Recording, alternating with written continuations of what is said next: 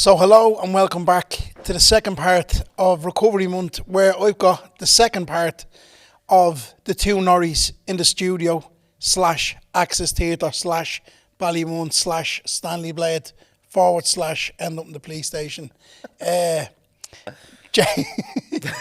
I've got James Leonard here with me, and so yeah, we're basically just gonna get stuck back in again. It's much so more the same as formatted with Timmy, and I know your journey would be everybody's journey in recovery is different than the other person. There is, yes, some type of similarities in ways what happens in circumstances of events are getting you to, I'm not going to say the finish line, but getting you actually into recovery. Everyone's process can be kind of a little bit similar, but everyone's story of how they got here is always a lot different. And so just, for anyone that's listening, just tell us your name, where you're from, and how you're eventually basically had to get into how you are here, sitting here. Yeah, my name is James Leonard. I'm from Cork City, the north side, and people from the north side are called Norries. So the dubs can understand what the fuck is Norrie about. Yeah. From the north side. So you'd be Norries here in Ballymun, wouldn't you? No, we just call them Northsiders, but it's mad because... It's the north side, wasn't it? Yeah, of course it is. And I kind of knew that from living down in Cork, because people have said to me, why are they called the two Norries, They're probably thinking something on the lines of the fucking two Ronnies or something, but it's not. And it is exactly what you said, because the two of you are from the north side, and if you look at the logo that you have, it's a representation of something that's from the north side, which I only found out, which was new to me. It was a reservoir that's on the north side of Cork, which is probably near where you are from or whatever. Exactly. It's I'm originally from Dublin. I was born in the Coombe Hospital on Halloween 1985. My father's from Inchicore, and we lived in Neilstown, near Wheatfield. Keeping it real. Yeah, and around 19... My mum is from the north side of Cork City, so she was a young lady in Neilstown at the time, which is Clondalkin, isn't it? Yeah. I was there this morning. I was out that way this morning. Yeah, so she was there with my older brother and me as a baby, and my brother's 4 years older than me. But my dad in the 80s would have been over and back from England working and stuff, so she was quite isolated there. Heroin and all that in the mid-80s in Dublin. So I suppose she wanted to move somewhere quieter, so she moved to Knocknaheeny in 1986. What a quiet place to move to. Yeah, it's like, it's like the Cork Fours and the Ballymun. There's a lot of similarities. It is, yeah. I was in Knocknaheeny a few times, and it's like, it's mad the way we talk about these places, and a lot of people that wouldn't know anything about these places would have an opinion on these places. But the reality is, and I always say this first and foremost, for me, it's not where you live, it's how you live, right? There's really good people in Knocknaheeny, there's really good people in Ballymun, but the media will always focus on the bad that's going on in these areas, when the reality is that there's a lot of good, and the good does outweigh the bad, but they just tend to focus on this stuff. So Knocknaheeny is a good area. It is a bit rough, it's a little bit run down, and it's like Ballymun as well. But that doesn't take away that there's actually some really good stuff going on in these areas and really good people. Yeah, and when you're from an area like Ballymun and Knocknaheeny, Hollyhill, where that's where you grew up, that's your home, and you take a lot of pride in it. And then when you're younger, and you're going away, we used to play GA, play soccer, going away to other areas, they call you knacker, junkie, scumbag, dirty, smelly. These are the kind of names you'd be called just because you could never really understand it as children.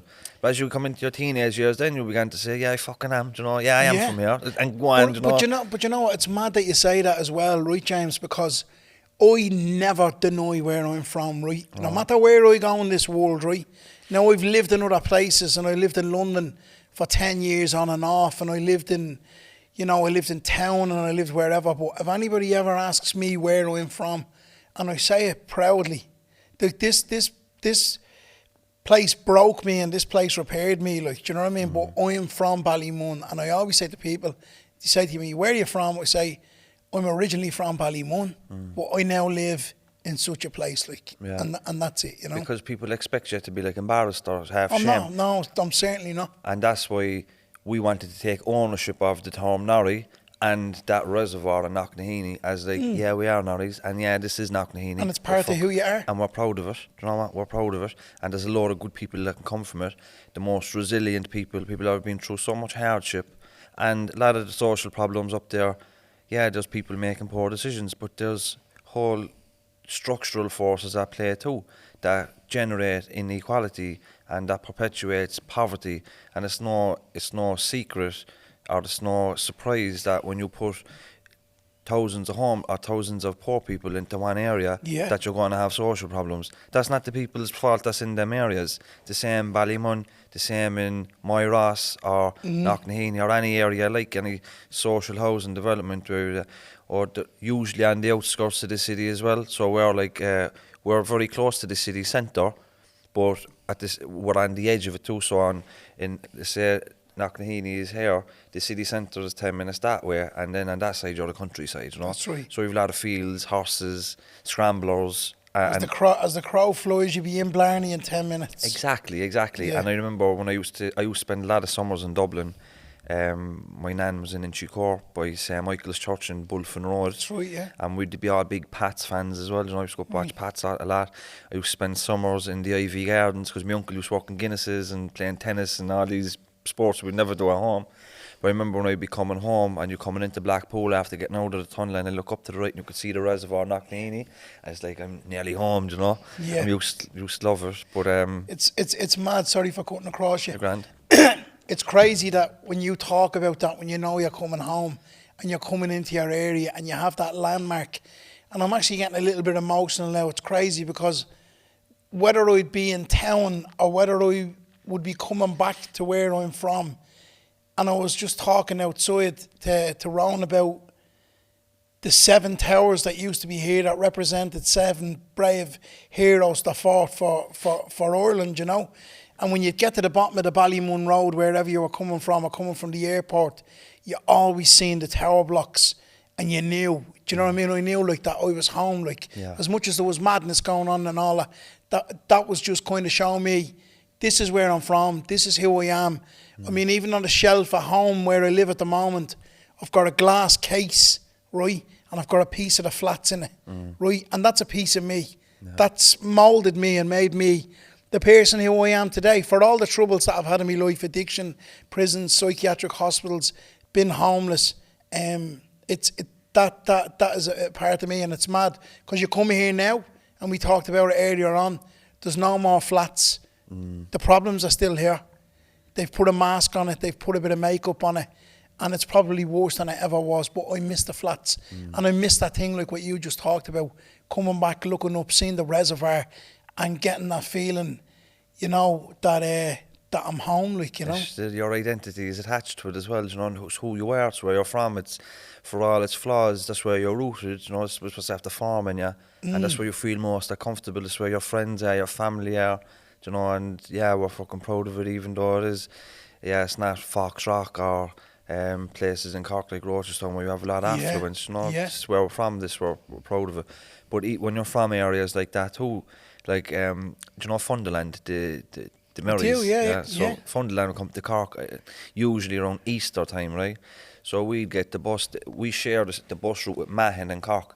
Mahon is it's like the south side version of Knocknaheeny.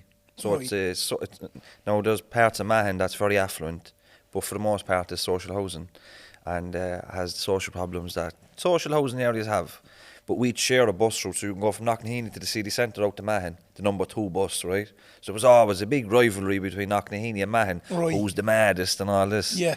But I remember when we were young fellas, we used to get the bus. Funderland was always in Mahon, which is near Páirc Uí Chaoimh, where Cork play the GA. We'd get the bus out to Mahon, and you know, because you're from Knocknaheeny, they're expecting you to want to fight. They're expecting you to be tough, and I was never tough, Willa, and I was never into fighting. Here's your brother. Yeah, but you get off the bus thinking, oh, there's the boys from Knocknaheeny, they're down. What we wanted to do was go on the waltzers. And the bumpers. Yeah, you know what I mean? Eat fucking candy floss and maybe kiss a girl and go home.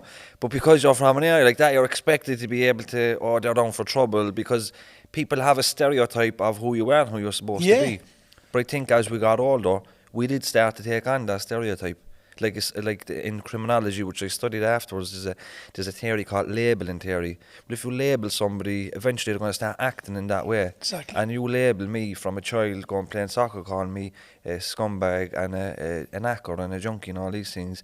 And then when you're going to areas where they expect you to be tough and hard, eventually you're going to say, you know what, fuck it, I am. you know what, I am from here, you know, stay away from me. You start to get like that, and that's kind of the way we were. And by the time we got into our teens, I suppose I should go back a little bit. Primary school for me was fine. I was always good in school. I was always very bright in school, you know, kind of not effortless, but I was always very good at English, history, geography. I always had a good vocabulary, best in class at spelling, you know, these type of things, you know. But so you had an interest in school, really? yeah, I had an interest in some of the teachers, you see. I think a big part of the schooling is the relationship with the teacher. And in primary school, where you have the one teacher for the whole year, you have an opportunity to build a relationship with the teacher. The consistency of having the same teacher every morning for a year, you know, that helped me a lot, because, you know, I get to know the teacher a little bit. I used to play a lot of sports, you know, was kind of outgoing, but there would have been a lot of hassle at home as well, you know, because... what type of hassle, like? Well, when my dad moved from Dublin to Cork, to us, he started, he was a doorman, you know, he was a bouncer, and he got a reputation for being able to handle himself a little bit. And then he started doing doors, and, you know, I suppose he was recruited, not for the want of another word, but like, here's a fellow with connections to Dublin that's able to handle himself, and he kind of fell in with kind of criminal, you know, underworld type of a thing, you know. He did an image kind of to keep and it's like what you just talked about there, the labelling. Yeah. Isn't it? But it's like, do you know, when you have a recession, right, or when you have no jobs, you have no opportunities, you use what you have available to you to look after your family. And if you have connections or ability to handle yourself, then you're going to try and use that to earn a living, you know. And it was the bouncing, and it was but it caused a lot of conflict at home, because my mother was anti-crime, drugs. My dad was getting involved in drugs at the time, and with guards around the doors. I remember one funny story that there was a fella shot in through the front door, right? There was a few bullets through the front door. He was only a child now, right? My grandfather ran up, knocked Nahini with a poker in his hand.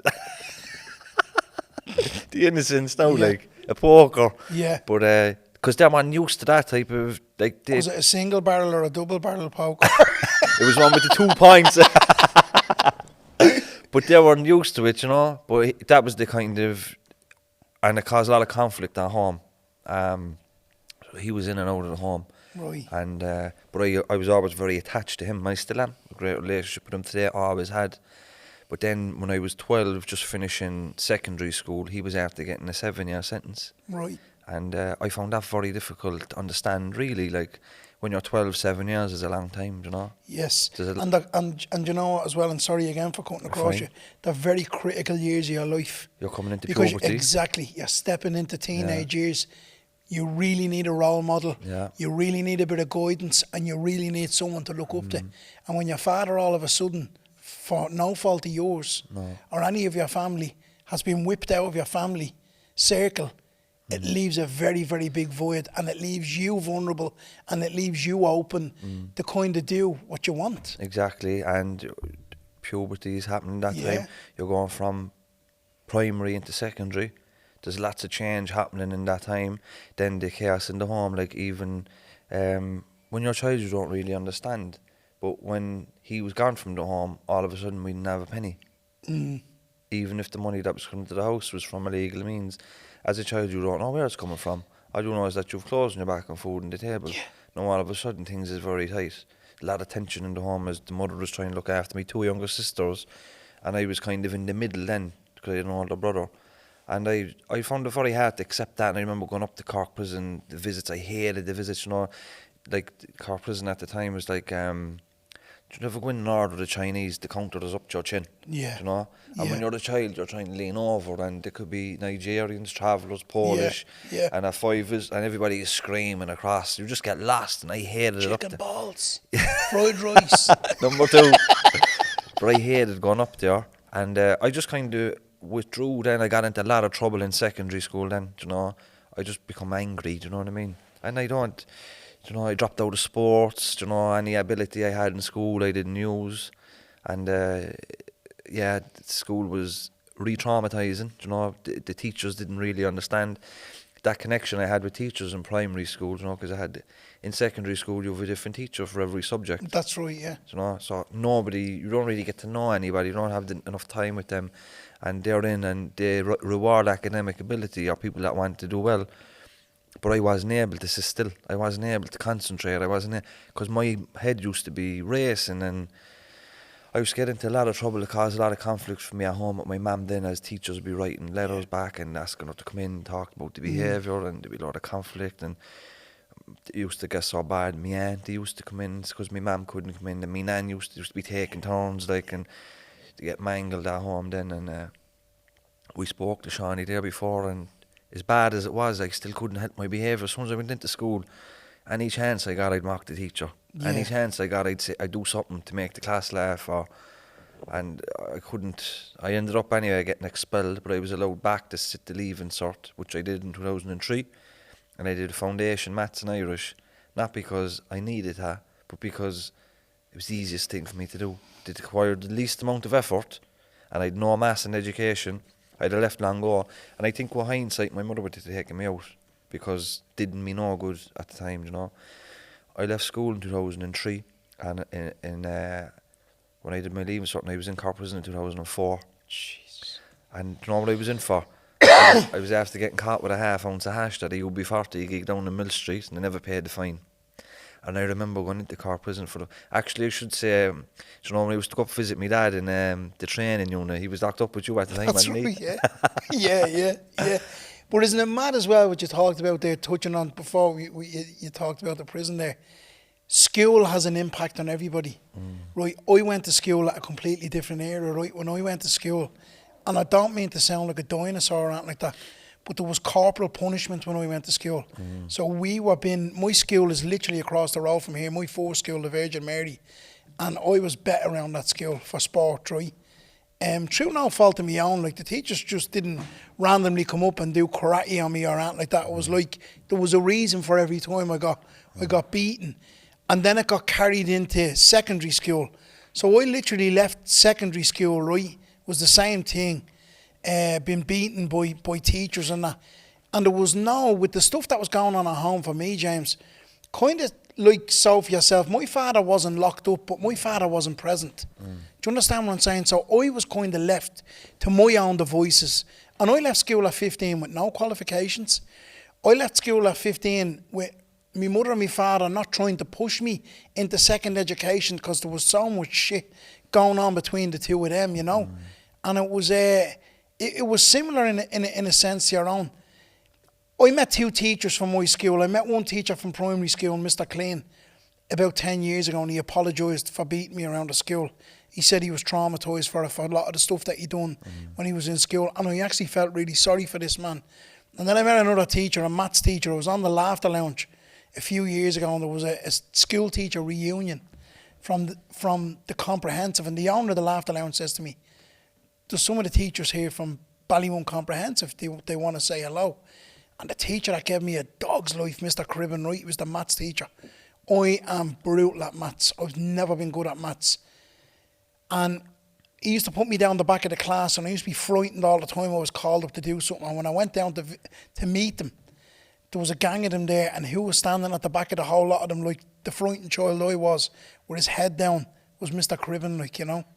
And he told me that all I ever thought I was a comedian. And I walked over to him and I says, you should have been the careers officer in the school, I says, not the maths teacher. I says, because you know what, you were fucking right, I says. I'm a comedian, you know. And he apologised as well. So it's tough. the half ounce of hash. What happened after that? Well, yeah, so I was at a UB40 gig, and I got caught with a half ounce of hash, and I didn't pay the fine, and I ended up getting caught in on a warrant or something, you know. So I went into car prison for 3 days, 2 or 3 days. But I was only 18, and I was a very scrawny 18-year-old. Like, I wasn't like Timmy was always a strong bastard, you know. Right. I was very my friends were all like men, but I was kind of like a young fella still, you know. So I remember going in and afraid of my life.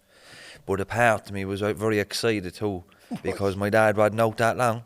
Some of the boys, his brothers, was in there, you know, and it was almost like something what we wanted to go in there. Like A rite of passage. Yeah, it was like, you know, all the people we looked up to in the area, they'd all been in prison, you know. the reputation Knocknaheeny has for joyriding and crime and people going to prison, that was was like fucking the role models. No, I know it was you talking about one of the lads a while ago, like looking out the windows and the joyriding, and that was what we looked. Wasn't like, oh, he's a teacher and he's a doctor, I want to be like him. You know, no, he'd an MR2 up here doing donuts, or a GTA the other night. You know, that was the cool thing for us. Yeah. And to stand out on the road and watch them doing donuts and taking chase, that was what they had the status in the community. And the people that were selling drugs did the clothes and the cars and the respect. So prison was never something like, oh, I bet the cop on or else I'm going to go to jail. It was like, we knew it was going to happen at some stage. And I was the first out of my group of friends, I think, to go in. So it was a bit of street cred, you know, when you're immature now as well, like, you know. But I remember going in, I remember one of the first things I was taken by was the amount of people from my area in there, you know. Like, Cork Prison, who Shawnee would know about, like, you have A wing, B wing and C wing, and the D wing, them was the block. But A, B and C, and then on A3 was nearly all people from where I'm from. So Knocknaheeny, Fairhill, Farnray, Grana Braher, all the north side. About a 2 kilometre radius now, you know, neighbours, friends, you know, family. And then B3 was nearly all travellers, you know. B2 then was the punishment land with the poodle. Travellers don't like jail, don't they? No? They don't, but they go in there enough of them, don't they? Yeah. But it's mad. I'm just kind of going back a little bit to what you talked about the kids from Mahon, is that label now, the ink is starting to come through on that label on you, isn't it? Yeah. What they've said to you and what they've kind of tried to instill in you of the person that you were, but you weren't. Yeah. And now you're actually becoming that person. Yeah, because when you're a child and you're going out playing football and you're being called these names, and it's not just by kids when you're playing sports and they're mocking you for where you're from. You're a scumbag because you're from or an actor or any of these things. It was the parents on the sideline a lot of the time. Yeah. Like 12, 13, you're playing GA out in the country and the parents on the sideline are, hit him with it, you know, he's only this, that, because of where you're from. You know, eventually we end up becoming that. Yeah. And it's like, you know, fuck it, you know, this is who I am.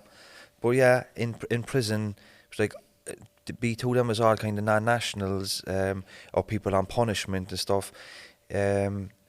A2 was like fellas from Ballybeg and Waterford. Right. You know, fellas from... Another rough estate. Yeah, you know, you'd have a few fellas from Limerick. But if you think about it, really, it was all the poor areas. Yeah, exactly. It was all the poor areas, you know, it was all the people that would be, you know, prejudiced and discriminated against, the most socially excluded, the most marginalised people. Lower class. Yeah. And it's like I talked to a fella yesterday, I says, isn't it crazy? Because it's really a thing about classes, I says. 100%. I mean, you'll never see a fella from Knocknaheeny playing on the Irish rugby team. No. Or you'll never see a fella from Douglas in Cork or Rochestown in Cork playing on the Irish soccer team. Yeah. It doesn't happen like that, you know? No, it doesn't. And some people say that addiction is a lottery. You know?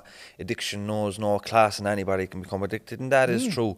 But you're far more likely to win that lottery if you're from areas like Ballymun and Knocknaheeny, because you experience more trauma, you're affected by more poverty, and that means, like, when you're from an area that has high affluence, like in Dublin, let's say Foxrock or whatever, he might take a line of coke or he might smoke a bit of gear, you know, or somebody from Ballymun. The fella from Ballymun is more likely to end up in addiction because he's more likely to have parents with mental health issues, more likely to come from homes of poverty.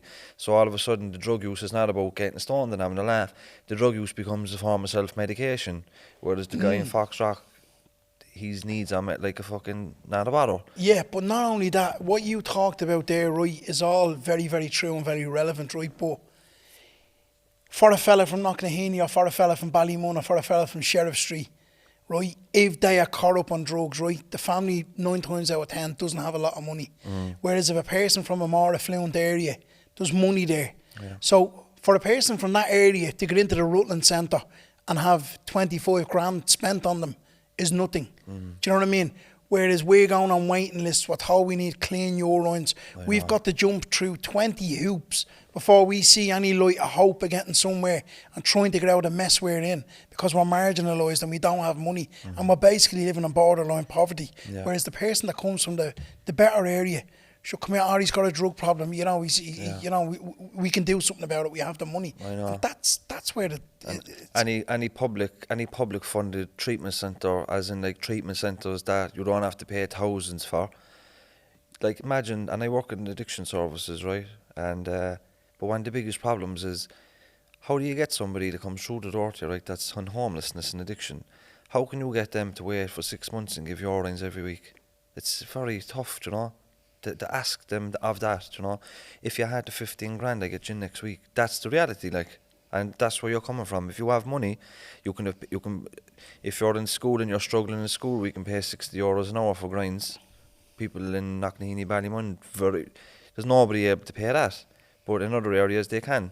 So it's not as if the young people in Knocknaheeny and Ballymun are any less intelligent than the others. It's just the family don't have the resources to buy the laptops, to get the grinds and the extra tuition that if you would if you had the money. But there's loads of reasons. Like, I remember in my studies later in life, I was reading a piece of research Paul O'Mahony, a criminologist, did in Right. Mountjoy prison in 1996. And he said in his research that the population of Mountjoy was made up of young men from 6 small areas in Dublin. Not 6 districts, 6 small areas. That's estates. So it was just 6 estates. It's not like, are people born in that area somewhere genetically inclined to commit crime? No, they're not. They were from the poorest parts of Dublin. And there's a huge correlation between poverty and ending up in treatment centres and prisons. And it's not like, or we look over them at Willa White in Ballymun or James Enner in Hollyhill, Knocknaheeny. Why don't he just go to college like the other kids? Yeah. They don't understand that the people in these areas have so many obstacles in their way, and that's why they're ending up in prison. Like, we don't have the same opportunities or equality of opportunities, you know. Even education, like you have Susie grants today. Yeah. In theory, anybody can go to university and study, but we're still way underrepresented in University College Cork anyway. There's still way more people from the other areas. There's still way less people, like in Knocknaheeny Secondary School, right, in Cork, Terence McSweeney. Great school, great principal. It was the only school in Cork that had not one pupil went to UCC. Cork is a big place now. It's the only school that.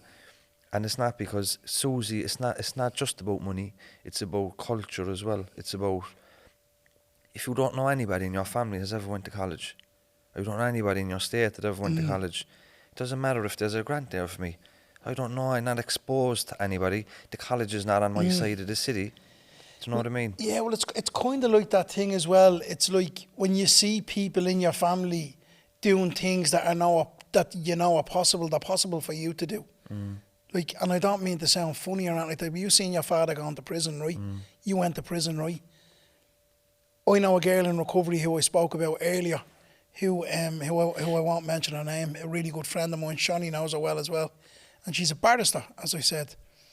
So she went and studied for 12 years in Trinity, and it's crazy because through her going to Trinity, her 2 daughters then went to Trinity, and one of her daughters is the president in Trinity at the moment of one of the associations in there, but it's never been known before for a woman to do this. So you can aspire to be what you want to be, and there's no limits sometimes, but opportunities and money is a big thing sometimes. And if you haven't got the resources and you haven't got the money sometimes to do what you want, look, you can get them grants and that, but I mean, it's not everyone that gets them. No, and it's very hard to be something you can't see. So Exactly. if you want to be a GP or a vet, but you don't know anybody that's a GP or a vet, nobody. Your mum doesn't know nobody. Your extended family knows nobody because you're from council area, and people that are vets need about 800 points in their leaving cert and do 10 years in college, so they're living in away or areas, you know. So it's not like, oh, why don't they just go to college like everybody else? It's not just about money. It's just about, like, when you pour, as I said, go back to that, when you poor people, the working class people, in on top of each other like that, then the world becomes very small. Whereas good social housing is where you have mixed, you know. We have people that buy their houses, you have affordable homes, and you have some social housing. Then you have a great mixture. So just because I'm not a doctor or a vet, maybe I have a neighbour who is, you know. And then my kid is exposed to all forms of life. So then you've huge opportunities. But for us growing up, it was construction or it was nothing. Yeah. And if you didn't want to go into construction, it was crime. So there you go. One of the best vets in the world is from Cork. That's right. Yeah. There you go. Yeah. You're like when you're just talking about that there, I was Yeah. just thinking about it. Yeah. And I mean, the reality is, a fella from a working class area could have been around horses all his life and now, you know, and probably had dogs and whatever, and could be the best vet in the world.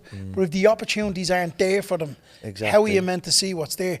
So I'll tell you what we'll do. I don't really want you to talk much about your using, right? Okay. Because it's recovery month, really. Yeah. You know, I think it was great to talk to Timmy about where he come from. So we'll twist it a bit. So basically with you, in a nutshell, in a couple of minutes, tell us about your using, where you went, where it led to, and we'll just fast forward to where you are now in your recovery. You said something there around, you know, when my dad was in prison, but the thing when he was in prison, right, my mother went back to college and she studied community work in CIT. And then my dad did a criminology and social policy open university in the training unit. Very good. And we had all them books at home, even though I kind of disregarded what they were doing, you know. But it's still planting seeds, yeah. Yeah, of course. And later in life, when I came into recovery, I ended up studying both youth and community work and the criminology masters, you know. So they plant the seeds in you, and when you're looking at your dad being involved in crime, it's only natural you kind of want to do something like that. Yeah. You see him studying criminology, you know, so you're always influencing your kids, or the kids are always looking at the role models. And unfortunately for people like me, Timmy, yourself and Shawnee, a lot of the time the role models in our areas are people that go into prison. So it's very natural for us to follow that. If your father was a mechanic, you'll probably end up being a mechanic. If he was a screw, you'll probably end up being... It's the natural thing to do. If he's going involved in crime, you're probably going to end up involved in crime. But the long and short of it anyway, well, when I went into prison that first time, right, there was no heroin in Cork really. You know, Timmy said it earlier on.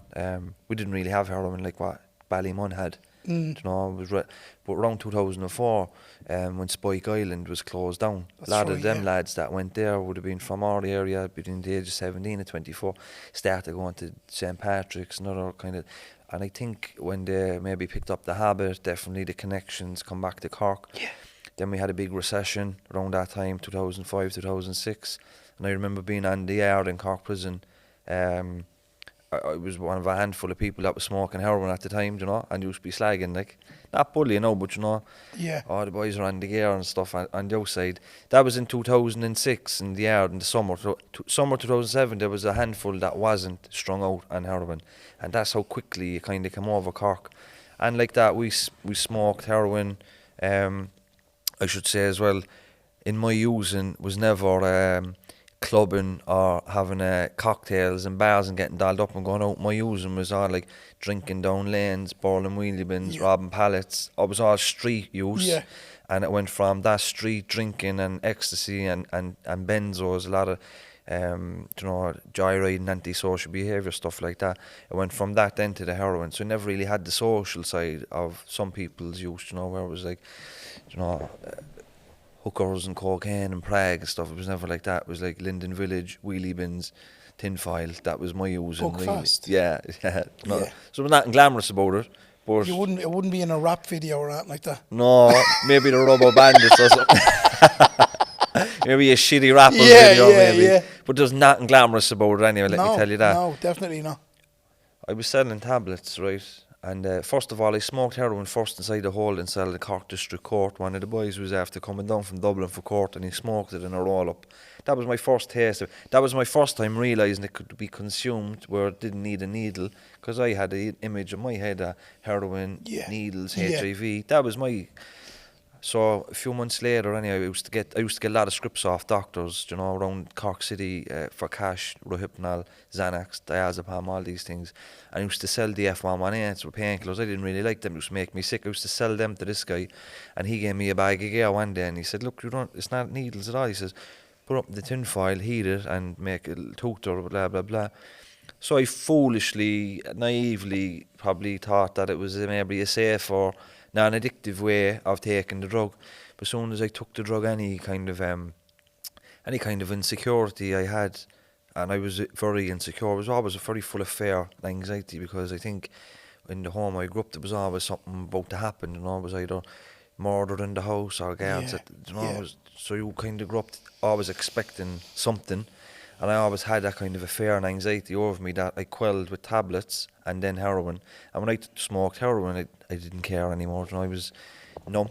You know, Yeah. you feel safe. Do you know what I mean? It's like somebody wraps you up in a big ball like It that, is, mulling yeah. minds you. Do you know? It's like when you blow out that toot or the smoke. It's like you can just see the words of the fear, anxiety, all that stuff just kind of leaves you, and you're just left there, and you feel okay in yourself. It's something that you just kind of crave in normal life. That just kind of wouldn't it be great if life was like that without the use of drugs and the hassle and the shit and the prisons that come with it? But if there was no consequences, I'd be smoking the tray this minute. But there was wouldn't, loads of consequences. You wouldn't. You'd be trying to get it off me. But there's a reason we did it, Yeah, and of we did it every day for months, and then all of a sudden there was no gear in Cork or in our area for a while, and that was the first time I ever felt sick from it, and I Right. thought I had the flu or something. So because it was my first time ever being sick from it, I'd never experienced what sickness was like, so I didn't really understand it was from the gear. I thought smoking it would be grand. I thought sickness was for intravenous drug users, you know. Stupid now, like really. 18, 19, 20 at this stage, 21 I'd say. Around 2006, 2007. But when we were sick, when we didn't have it, and so let's say if I was fucking sick, I thought I had the flu. And next one of the boys got a bag, went down, smoked it. Like uni flu. Completely cured. Yeah. I knew then that wasn't the flu. Yeah. And I knew then that was a physical dependence I had.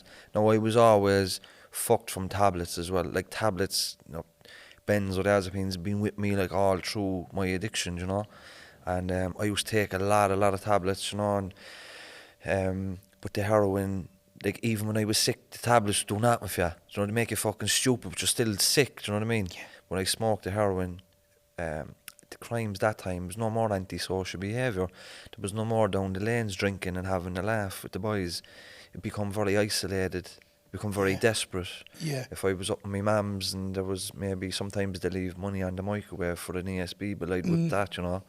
Anything that was valuable would be whipped, you know. You just start to do things that you wouldn't normally do. It's horrible, and I identify with that. People leaving money around, and you know the things I done, and I'm sure like you done, and lots like us before, that you would never do if you were in your, you know, if you hadn't got an addiction. No, you wouldn't do it. I took numerous amounts of stuff off family. I found family easier to rob from because I knew the consequences of what had happened, like, you know. Do you know what I think? Do you know why I think it's a little bit easier to rob from your family?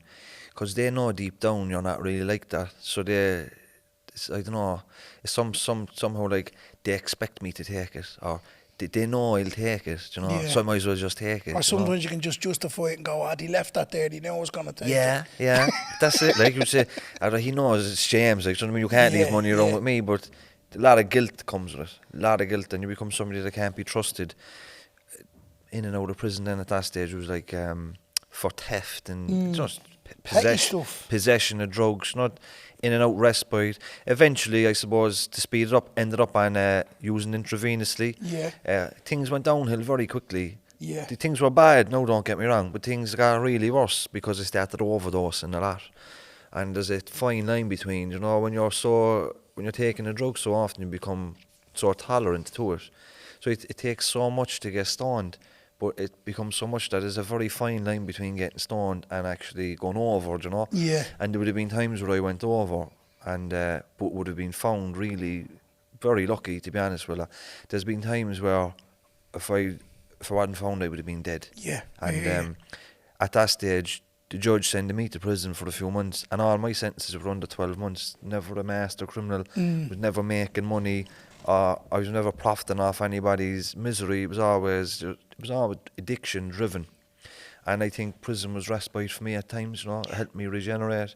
So go to the school and play football and had good relationships with some of the people in there. You know, to be able to go to the gym and the school and play football. These are things that you should be doing on the outside. Yeah. I did them on the inside. When I got out, I didn't have any of that because it was addiction. When I got outside the gate, it was like, You do a lot of different hobbies when you get out of prison. I know, but it was like I never believed I could actually do any of that on the outside. Yeah. Eventually, after going in and out of prison between the age of 18 and 27, for small sentences, 12 months or under, you know, and after trying treatment a lot of times, there was a few instances along the way, then you're meeting kind of key workers and support workers and counsellors and different people, and they're always planting a seed in you, you know. And I had a good relationship with a female prison officer as well in Cork, and she used to say, like, James, there's a bit of potential in you.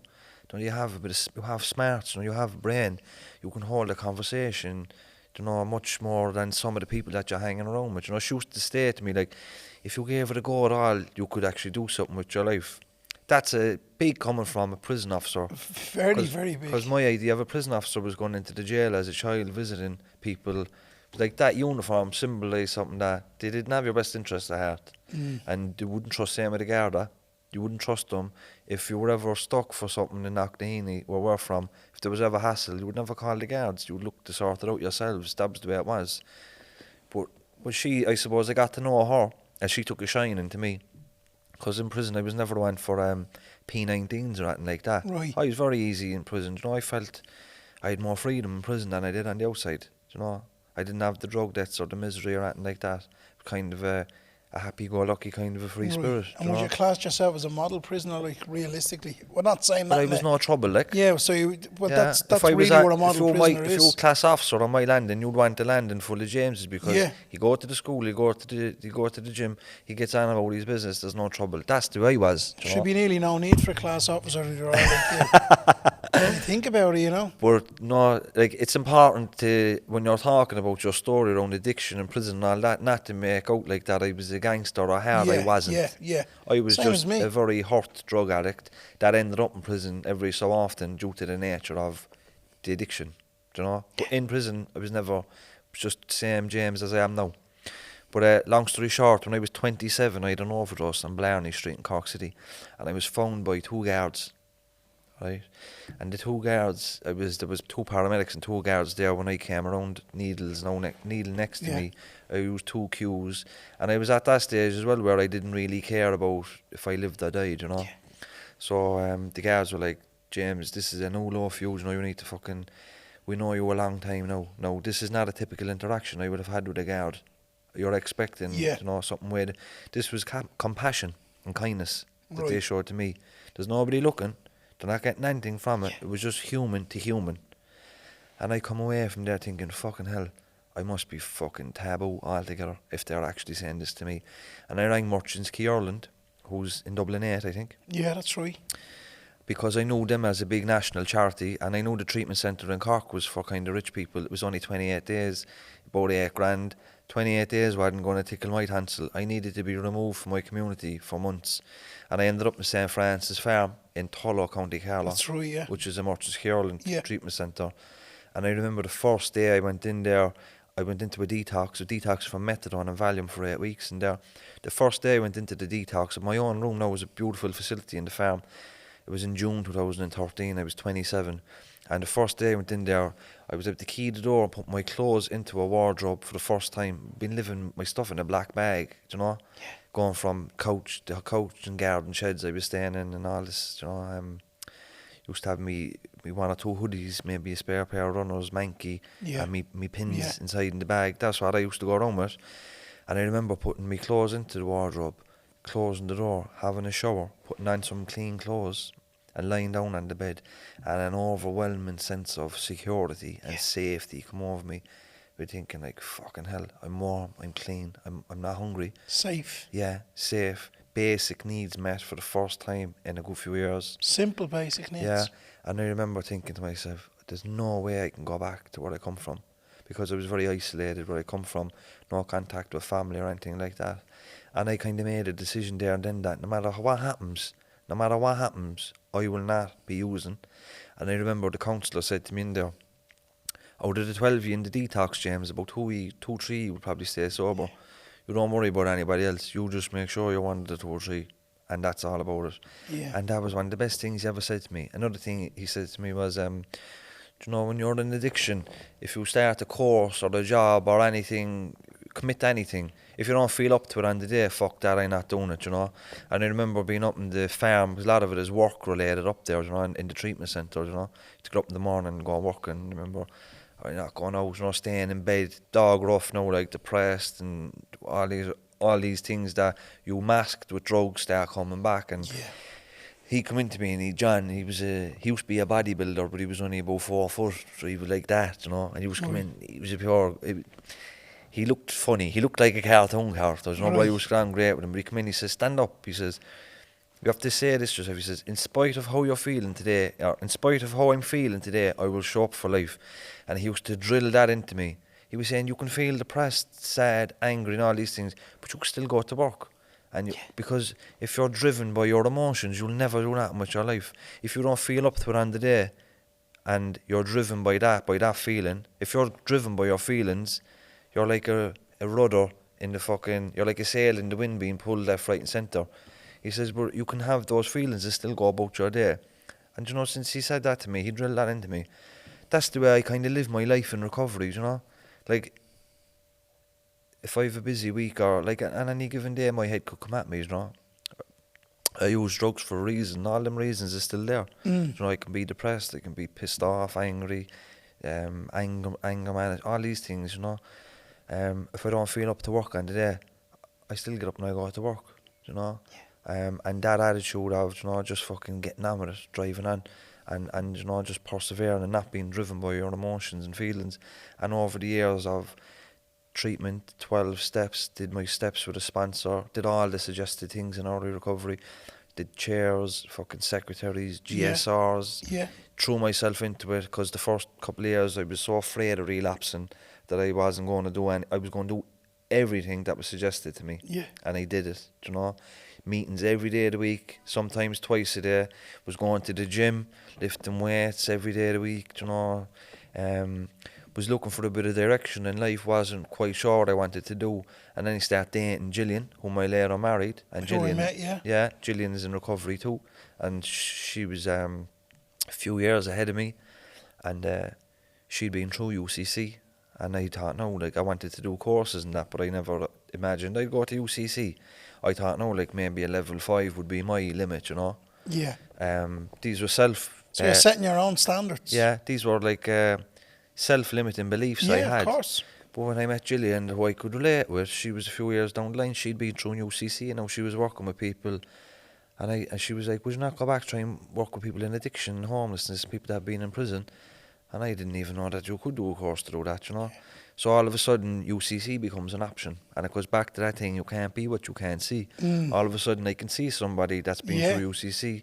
All of a sudden, now that door opens for me.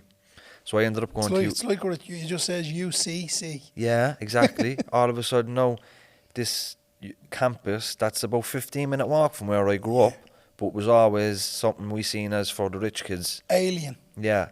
Even the culture in there, how they spoke in there, how they acted in there. I remember one of my first days in UCC, there's a Harry Potter Society. No. Like, if you join the Harry Potter Society and you're from Knocknaheeny, you get fucking bullied to death. Right?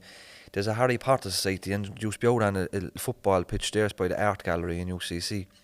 And they used to be running around with brooms between their legs, right? Throwing paper balls through a fucking hoop, mimicking the sport in Harry Potter. I couldn't believe what I was seeing. A whole new culture. People didn't give a fuck. They didn't have this fucking image of what I thought a man should be, or masculinity, or, you know, we always looked at these people as being fucking aged, studying, posh, and it was just a whole new culture, and they were doing elections for the students' union, and all this stuff that was, you know, it was like walking through the set of an American teen movie. I seen all this stuff on American Pie, you know, people who went to college, and all these movies, but now I was walking through the campus. You were one of the actors. But there was a feeling like, I'm not out of prison only not long, you know. I dealt my last charge was in 2014. I went to UCC in 2014. My last charge was in April for a sale and supply that I luckily got a suspended sentence for, because I was in recovery at the time. And, you know, you feel like an imposter, I suppose, imposter syndrome. But I quickly fell in with it, you know. I was good academically. All that ability I had in school, I was able to tap back into that, and I did really well. And in the end of my degree, after 3 years, I got an award of Excellent Scholar. Brilliant. And that was huge for me, and we did it. There was an award ceremony, and I got a scholarship to do a master's, which was €6,000 for free. I got it. Jesus. And I did a criminology, and at the end of the criminology, I started working in the Simon community. and I was a service user a few years previous, and I remember one of my first days on the job, and one of the boys who I know was homelessness, they come to the, I don't know if you've ever worked in homelessness in one of the hostels, or if you've been in one of the hostels, sometimes the boys don't have the key for the door. Will you open my door for me? Come to the hatch, yeah. Yeah, so I was up opening the door, and I met one of the lads on the landing who I knew from years ago. He says, for fuck's sake, James, I heard you were doing well. I says, I'm actually working here now. Do you know, little interactions like that just remind you. Isn't that crazy? You're not too far away, not too far removed from them. So much gratitude working in a situation like that then. But when I finished the Masters, then I did my my dissertation on a kind of a drug policy, you know, and I got that published in the International Journal of Drug Policy, which was that was my proudest moment, because I know it's not typical to be published in an international journal for a master's student, and it was great because in the research I asked people like me and you know, their opinions on drug policy, what it was like for them going to prison as an addict, you know, what they think drug policy should be, because all these policies are made about people like us, but they're made without us, you know. Yeah. And it's just, well, give them a fucking voice, you know what I mean? These are the people that have lived through it. We're the professionals. Yeah, experts by experience, you know, so it was great to get it published. I'm working now for an organisation that I won't name, because I don't want people to think that my views are in line with my employer. Yeah. So I'm doing this podcast. We started this podcast a year ago, Willa, and it was for to help people in recovery, to show people that you can recover, and that we're all alike, no matter if you're from Dublin, Limerick, Cork, Galway. We all have similar experience. We go to the same treatment centres and the same prisons. We come from the same areas. There's no one better than anybody. Some of us recover, but we can all recover.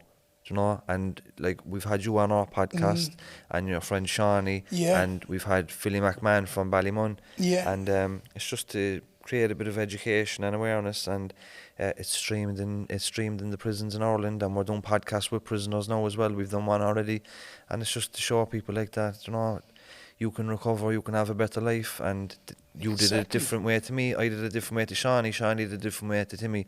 There's no one way, but there's loads of ways as well. Yeah, it just shows you, like, you know, just wrapping her up now briefly, I won't say the last word, I'll let you, but I mean, anything is possible with an open mind. Look, if you get open-minded and you say to yourself, listen, I can do this, like, no one's going to stop you. I don't buy that anymore from addicts that I meet on the street telling me that they're on methadone for the rest of their life, or, you know, or I can't get clean. And, you know, if you want to get clean, you'll get clean. Like, the spirit is 100% stronger than flesh, and there's room for everybody here. Do you know what I mean? If you're sick and tired, as we say, I've been sick and tired, there's a place here for you. There's a seat here.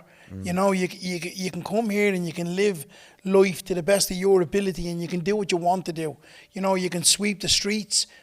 Like, that's below nobody. If you're going to sweep the streets, be the best at sweeping the streets. You know, if you're going to walk in an office, be the best at doing that. But I mean, there's no boundaries and there's no limits. As you talked about yourself, I mean, when you see the journey where you've come from to where you are at the moment, and I mean, it's still not over. It's a process. It's ongoing. Yet you deal with life on life's terms, and you try to do the best that you can do. You help people along the way. The podcast is an amazing thing for people, just to help them, like, just to show them, look, it can be done. Do you know what I mean? It can be done, like, you know. And I mean, you're living proof. Yeah, and we're nothing special. Like, we're just people that, when the opportunity came our way, we just tapped into the services, the Peter McFerrys, the Cool Minds, the Merchants Kierlands. This is all we did. NAA. Yeah. Like, this stuff is there for everybody, and you don't have to be anything special to use it. Just fucking pick up the phone, make the phone call. Do you know what I mean? If you're contemplating about it, or you're looking at recovery and it's looking appealing, but you're not sure, just pick up the phone. You know, just contact us, and we can put your signpost at the help in your local area, or just fucking go for it. Do you know what I mean? You're worth more than what you're living at the moment. You know, there's a lot of potential in all the people in the city centre in Cork, where I look at them. You know, people using on the streets and sleeping in sleeping bags, like, but given half a chance, imagine the potential they have to do good things to life. Just pick up the phone, you know. James Leonard, it's been a pleasure. On the ball, bye. Thanks for that.